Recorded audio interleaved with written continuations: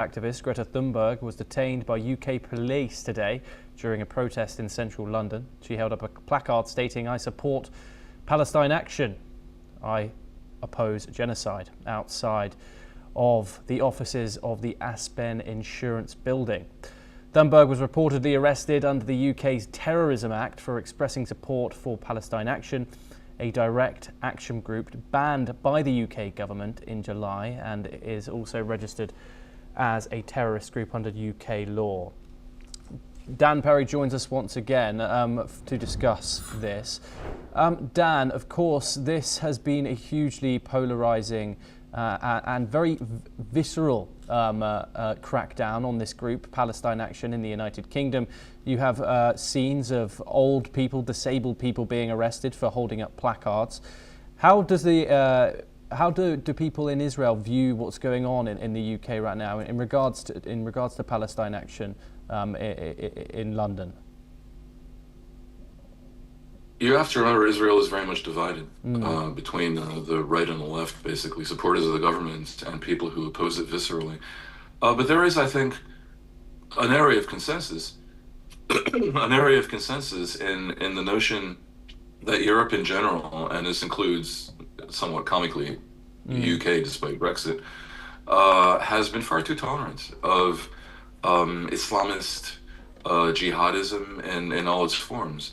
And this and it takes many forms. One of them is, the agitation for Sharia law, proselytizing of points of view, basically anti-gay, highly patriarchal and anti-feminist points of view that are being disseminated through mosques attached to Wahhabism and other preachers around the continent that are antithetical to the liberal European ethos. And there is a real question that Europe faces about how to be liberal with forces that are illiberal, and what to do about an immigrant community that may represent those forces to an uncomfortably great measure. If you still seek diversity and appreciate immigration, what do you do with immigrants that don't want to assimilate? These are complex issues. And I think the view on Israel and the position that Israel conducted a genocide in Gaza, which I believe is false, for the simple reason that it ended the minute Israel got the hostages back. The goal was not the elimination of a people, but the return of the hostages. That is seen by many in Israel as part and parcel of the broader jihadist agitation that you have in Europe, that primarily is not a question of Israel, even though it might lead to anti-Semitic attacks on Jews, but is really a question of what Europe wants to do with this major challenge. Now, I agree it's a huge problem for Europe, but at the same time, it's also exaggerated for political reasons. We see the recent national security strategy put out by Donald Trump out of the US, basically claiming that Europe faces civilizational erasure because of the migration challenge, and that's ridiculous.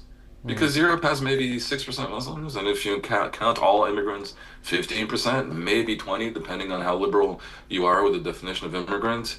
The national security strategy plainly is talking about preserving white Europe, and America itself is way more diverse than Europe. So it can be ridiculous, this attack on Europeans, but that doesn't mean that there isn't a real challenge.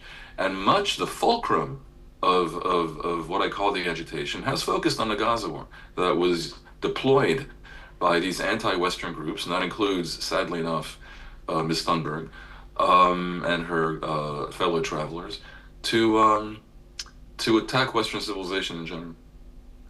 Yes, Dan, do stay with us once again as we move on over to West Asia. And Yemen's Iran-backed Houthi rebels and its government have agreed to a prisoner swap that includes nearly 3,000 people in total, including 7 Saudis, as per reports. Majed Fadhiel, a member of the government delegation for the prisoner swap talks, says they agreed with the Houthis on a new exchange that would see thousands of war prisoners released. Abdul Qadir al-Mu'tar